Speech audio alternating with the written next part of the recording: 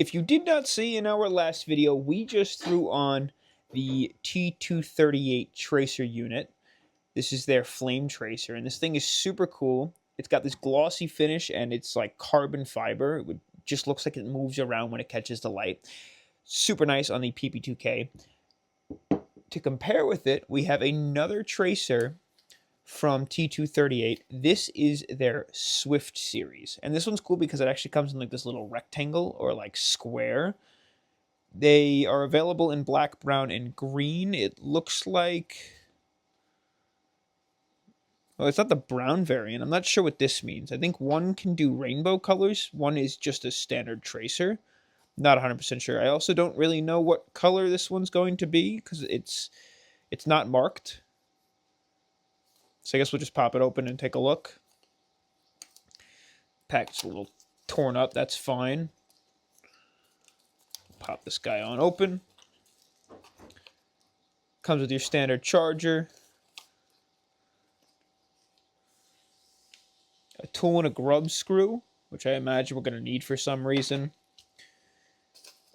An adapter.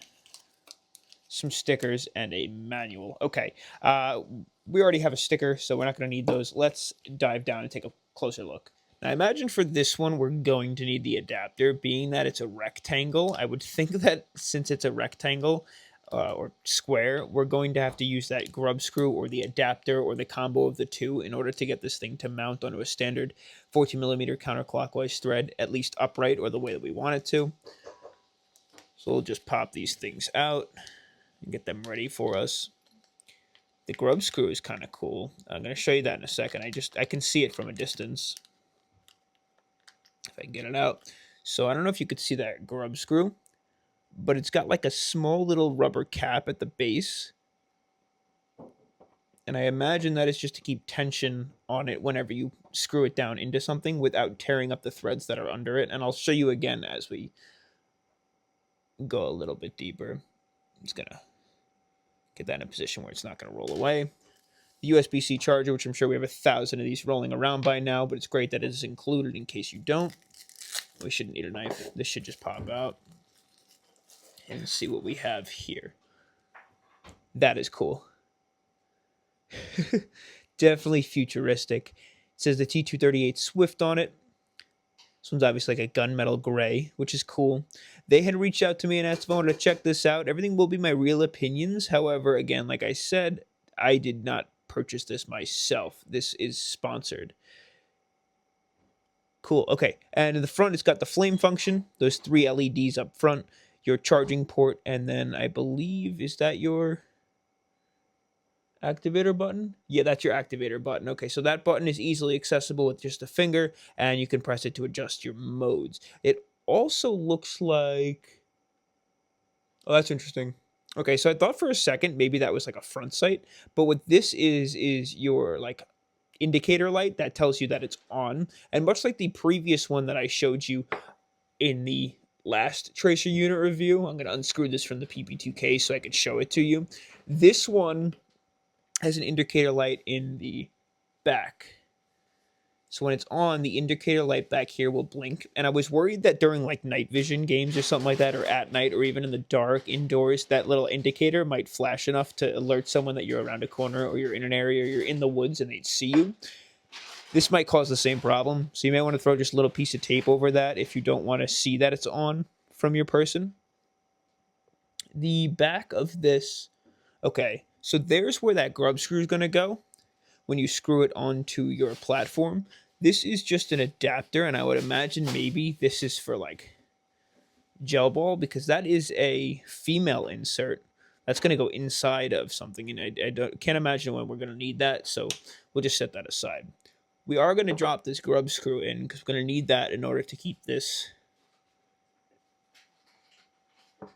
from threading too far or too little on the amount of threads we have and not sitting in an upright position because that would just look goofy. Now, you see what I was saying before with that little plastic protrusion there? Regular grub screws would come down onto the threads and they start to tear at the threads a little bit, or they could ruin them if you accidentally bump it and twist it. Being that this is like a plasticky rubber, that's going to press down on the threads on your outer barrel, and that's not going to tear them apart, which is actually a huge plus. So we're just going to back this out until that is no longer visible. And then we should be able to throw this on to the PP2K. I'll show you what I mean. We're just going to thread it on as much as we can here. Just twist it. Now I do have an O-ring on the base of the PP2K, but if we want to go tighter, we can go pretty tight. And now so that it won't back thread, like is that level? That is level. And now just so it won't back thread, we can tighten that grub screw down. And that keeps tension on the threads, so that isn't going anywhere. And if you had like excess amounts of threads, you could unthread it and thread it more, because it's, you know, it's probably not going to sit even or upright on your threads. This will allow you to keep that in the optimal position. Now on the end of that, looks a little goofy. I don't know that I love the design. For something futuristic, like you wanted to go for something nutty, you throw that on like an F2000 or something like that, or even something like the what is it? They have the Poseidon XG8, the pistols and stuff. That might look really cool on the PP2K. Being like a Russian sub, I don't know that I love that. Let me see if there's something else that I can throw this on. I think maybe something like the XG8 might be better. And I finally realized what this is for. It's an internal threaded pistol adapter. Check that out. Boom. That's freaking awesome. Now if I want to, I can throw this on here. You see how it's got like that futuristic look? I feel like this is just the best possible option. And then to keep it from unthreading like that, what you're going to do is drop that grub screw down. And that should keep everything nice, tight, and upright. Let's make sure we are lined up and straight, and we are. Ooh, careful. Don't strip the grub screw. See, that looks a little bit better. Still a little goofy because of the different colors, but like, we got to be careful with that internal thread. I might try and throw... Let me get some O-rings and see if the O-rings make that any better. So we want something thin that we're going to have to stretch so that it thins out a little bit towards the base, but still allows a little bit of back tension. And allows some tension if we still have a little bit more ways to screw. So I'm going to just undo that grub screw so we can get this guy out. Go a little further down. Oh, I guess it's starting to mush that little plastic tip. I guess you're not going to want to do that too many times. And here's what we'll do. We'll drop that little O-ring around the base. And I will toss another one around the base here.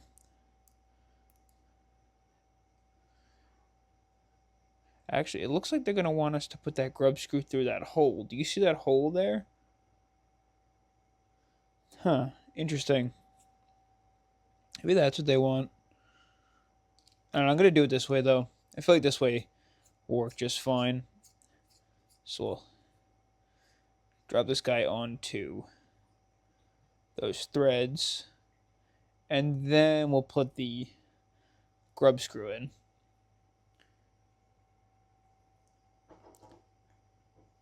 That should keep it pretty tight.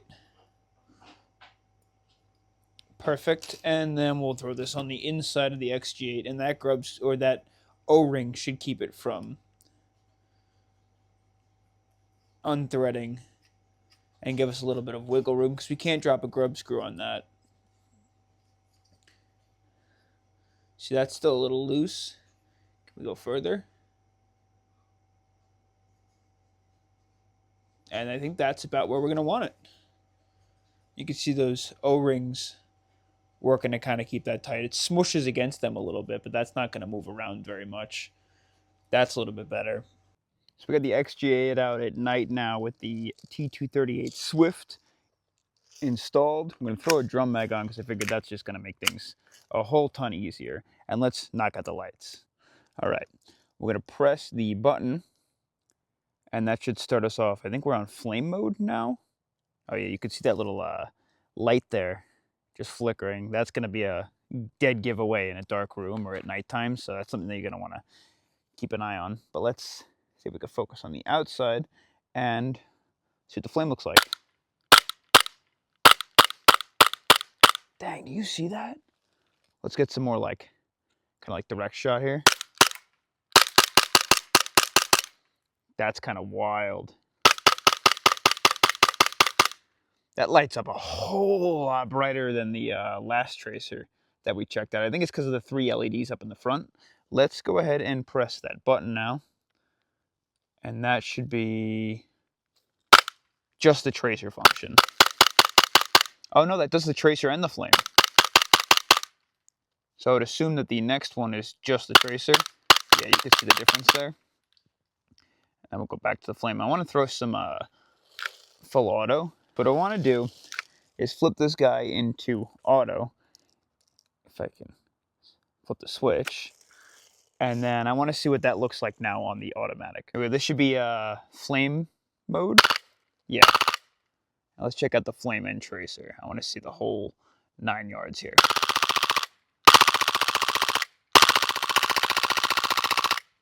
That's nuts. Back inside, and it's like 2 in the morning. I just got back from work and I wanted to film that like outdoor shot for you. I know it was short, I'm sorry, but I already abused my neighbors enough, so I didn't want to just keep blasting it at 2 in the morning. Flames and traced BBs and whatnot. But yeah, the T238 Swift. If I gotta be honest with you, it is a very small package and it's extremely bright for what it's worth. It honestly, at this size, for the flame function that you get out of it, it illuminates a lot. Like, that illuminates a ton. Honestly, more than a lot of the larger ones that I've seen. The whole area around it, I hope it picks it up on camera, but that was extremely bright. I do really appreciate that they include this small little internal adapter so you can run it on your sidearms if they don't have external threading. So it's got that, like, that male threaded adapter, which is cool. Maybe I forgot to mention, they do come in a couple different colors. I know you can get them in black as well. I think there's one other color, but I'm not 100% sure. The overall look and shape, I mean, it's definitely unique. And it kind of looks like their tracer and chronograph that they had originally made and I checked out in the past, which is super cool as a tool. I don't really know that I'm a huge fan of like that giant blocky Lego piece on the end of it. Some people definitely will be. I think honestly on the XG8 is probably the best bet more than not, or something more futuristic. You might like this. I don't know. I do think that we need to find a better place to put the indicator light. I'm definitely going to wind up covering that. Maybe even something simple like providing a cover or providing a way for me to like close it so we can cover the light like a switch or something, just because that's definitely going to give you away. But all in all, I mean, T238, they get it. Their tracers work well. Thanks again for sending it out, guys. I had a blast testing it, and I'll catch you on the next adventure. Peace.